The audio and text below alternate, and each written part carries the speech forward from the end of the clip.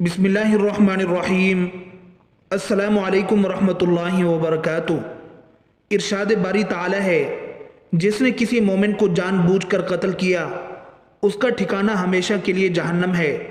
اللہ کی ناراضگی، اس کی لعنت اور اس کے لیے عذاب عظیم ہے۔ رسول اللہ صلی اللہ علیہ وآلہ وسلم نے فرمایا، کبیرہ گناہوں میں سب سے بڑا گناہ کسی انسان کا قتل کرنا ہے۔ جس نے کسی جان کا قتل چھری یا چاقو کے ساتھ کیا تو فرشتے جہنم کی وادیوں میں ہمیشہ اس کو اسی چھری کے ساتھ مارتے رہتے ہیں۔ وہ ہمیشہ آگ میں رہتا ہے اور وہ میری شفاعت سے محروم ہے۔ اگر کسی شخص نے کسی جان کو بلندی سے گرا کر قتل کیا تو فرشتے بھی ہمیشہ اس کو بلند ترین چوٹی سے جہنم کی وادی میں گراتے رہیں گے۔ قتل کرنے والے جہنم کے کنویں میں محبوس ہوں گے۔ اگر کسی نے رسی کے ساتھ خودکشی کی اور مر گیا تو ہمیشہ جہنم میں لٹکا رہے گا اور اللہ کی رحمت سے محروم رہے گا۔ اگر کسی نے کسی کو ناحق قتل کیا تو اس کا قاتل کھلی گمراہی میں ہے۔ فرشتے اس کو ہمیشہ آگ کی چھریوں کے ساتھ ذبح کرتے رہیں گے، اور جب بھی وہ اس کو قتل کریں گے تو اس کے حلق سے تار کول کا سیاہ خون بہے گا، پھر وہ خون اس میں لوٹایا جائے گا۔ ابد الآباد تک یہی اس کی سزا ہوگی۔ علماء کرام فرماتے ہیں کہ اپنا حمل ضائع کرنے والی عورت کی بھی یہی سزا ہے۔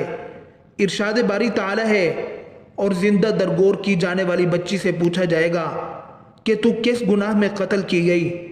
رسول اللہ صلی اللہ علیہ وسلم نے فرمایا، گرایا جانے والا بچہ قیامت کے دن لایا جائے گا، جس کی آواز بجلی کی کڑک جیسی ہوگی، اور وہ مدد کے لیے پکار رہا ہوگا کہ میں مظلوم ہوں۔ پھر وہ اپنی ماں کے پاس لایا جائے گا اور کہے گا، اے رب، اس سے پوچھئے کہ اس نے مجھے کیوں قتل کیا۔ اللہ سبحانہ و تعالیٰ گرائے جانے والے بچے کی ماں سے پوچھیں گے، تم نے اس کو کیوں قتل کیا؟ کیا تیرا یہ گمان تھا کہ میں اس کو رزق نہیں دوں گا؟ بے شک میں نے کسی نفس کا ناحق قتل حرام قرار دیا تھا۔ اے فرشتو، اس عورت کو داروغہ جہنم یعنی مالک کی سپرد کر دو، جو اس کو حب الاحزان یعنی مصیبتوں کے کنویں میں قید کر دے گا، جہاں فرشتے اس کو سخت عذاب دیں گے، کیونکہ وہ وہی کرتے ہیں جس کا ان کو حکم دیا جاتا ہے۔ اس عورت کو آگ کا طوق اور بیڑیاں پہنائی جائیں گی اور اس کے چہرے کو آگ میں جھونکا جائے گا۔ پھر مالک دوبارہ اس کو آگ کے کنویں میں پھینک دے گا، جو کہ ایک گہرا گڑھا ہے، جس کا نام نار الآبار یعنی کنووں کی آگ ہے۔ جب بھی جہنم کی آگ ہلکی ہوتی ہے تو اس گڑھے کا منہ کھولنے اور اس کی شدت حرارت سے جہنم دوبارہ بھڑکائی جاتی ہے۔ اس میں درندے، بھیڑیے، سانپ اور بچھو ہیں جو گناہ گاروں کو ڈستے ہیں۔ جہنم کے فرشتے ہاتھ میں آگ کے نیزوں کے ساتھ حمل گرانے والیوں کو مار رہے ہوں گے۔ ایسی عورتیں اس گڑھے میں 50,000 سال تک عذاب کا شکار رہیں گی، اور اس کے بعد اللہ جل شانہ کوئی فیصلہ فرمائیں گے۔ رسول اللہ صلی اللہ علیہ وسلم نے فرمایا، اللہ کے نزدیک سب سے زیادہ بڑا گناہ کسی نفس کا ناحق قتل کرنا ہے، یہاں تک کہ ایک چڑیا جس کے ساتھ انسان کھیلتا ہے اور وہ اس کھیل کی وجہ سے مر گئی، یا اس کو بغیر حاجت کے قتل کر دیا گیا، تو وہ قیامت کے دن اس حالت میں حاضر ہوگی کہ اس کی چنگھاڑ بجلی کی کڑک کی مانند ہوگی، اور وہ کہے گی، اے رب، اس سے پوچھو کہ اس نے مجھے بلا ضرورت عذاب سے دوچار کر کے قتل کیوں کیا؟ اللہ سبحانہ و تعالیٰ فرمائیں گے کہ میں تیرا حق لوں گا۔ مجھے اپنے عزت اور جلال کی قسم، جس ظالم نے بھی جس قدر ناحق ظلم کیا، میں اس کو سخت عذاب سے دوچار کروں گا۔ پھر اللہ تعالیٰ فرمائیں گے، میں حساب لینے والوں کا بادشاہ ہوں، آج میں کسی پر ظلم نہیں کروں گا۔ مجھے اپنے عزت و مرتبے کی قسم، آج ظالم کے ظلم سے تجاوز نہیں کیا جائے گا۔ اگر کسی نے ہتھیلی کے ساتھ تماچا مارا، یا کوہنی کے ساتھ مارا، یا ہاتھ کے ساتھ مارا، آج میں بے جان لکڑی سے بھی سوال کروں گا کہ تو نے دوسری لکڑی کو کیوں خراش لگئی؟ ایک پتھر نے دوسرے پتھر کو خراش کیوں لگئی؟ اس وقت تک جنت میں کوئی داخل نہیں ہوگا جب تک دنیا کے ظلم کا بدلہ اس کی نیکیوں میں سے ادا نہ کر دیا جائے۔ اگر اس کے نامہ اعمال میں نیکیاں نہ ہوئیں تو مظلوموں کے گناہ اس پر ڈال دیے جائیں گے اور اس کو آگ میں پھینک دیا جائے گا۔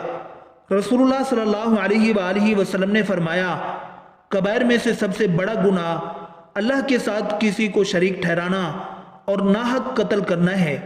جس طرح میں اللہ کے حضور میں مشرک کی شفاعت نہیں کروں گا، اسی طرح نفس کو قتل کرنے والے کی بھی شفاعت نہیں ہوگی۔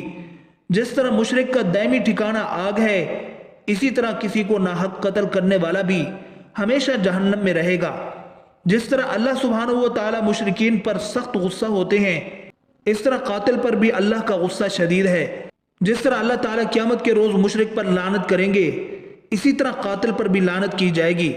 جب اللہ تعالیٰ کی لعنت قاتل پر پڑے گی تو وہ جہنم کے تمام طبقات میں قتل کیا جائے گا، حتیٰ کہ وہ جہنم کی نچلی تہہ تک دھنس جائے گا۔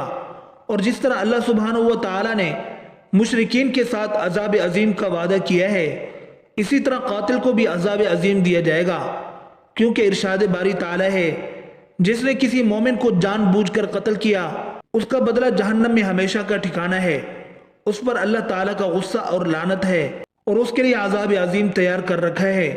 مگر جس نے اللہ کی طرف رجوع کرتے ہوئے توبہ کی تو اللہ کا ارشاد ہے، وہ لوگ جو اللہ کے ساتھ کسی کو معبود نہیں پکارتے، کسی کو ناحق قتل نہیں کرتے اور زناکاری نہیں کرتے، جس نے یہ کام کیے وہ گناہ میں پڑ گیا۔ مگر جس نے توبہ کی اور ایمان لانے کے بعد عمل صالح کیے تو اللہ تعالیٰ اس کے گناہ نیکیوں میں بدل دیتے ہیں، اور اللہ تعالیٰ بخشنے والے مہربان ہیں۔ اگر عورت جان بوجھ کر بغیر کسی شرعی عذر کے اسقاط حمل کروائے اور وہ اپنے گناہ کا اعتراف کرنے کے بعد اللہ تعالیٰ سے توبہ کرے، کیونکہ ارشاد باری تعالیٰ ہے، وہ اپنے بندوں کی توبہ قبول کرنے والا ہے، تو گرائے جانے والے بچے کی اگر صورت بن چکی ہو تو اس کے ورثاء یعنی باپ اور بھائیوں کے لیے دیت ہوگی، یا اللہ تعالیٰ کے لیے ایک غلام آزاد کرے۔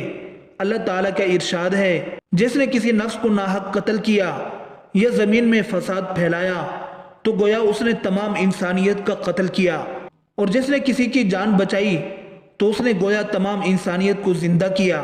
یعنی اگر 1000 لوگ ایک قتل میں شریک ہوئے تو وہ قتل ہر ایک کے ذمہ ہوگا، اور ان پر جملہ انسانیت کے قتل کا بار ہوگا۔ اس کے برعکس اگر کسی نے کسی پریشان حال نفس کے ساتھ اچھا برتاؤ کیا، اس کو کھانے کا ایک لقمہ دیا اور پانی کا گھونٹ پلایا، یا اپنے مسلمان بھائی کی تکلیف میں مدد کی، تو اس نے گویا تمام انسانیت کے ساتھ بھلائی کی۔ اللہ تعالی ہم سب کو ان باتوں پر عمل کرنے اور اپنی آخرت سنوارنے کی توفیق عطا فرمائے۔ آمین ثم آمین۔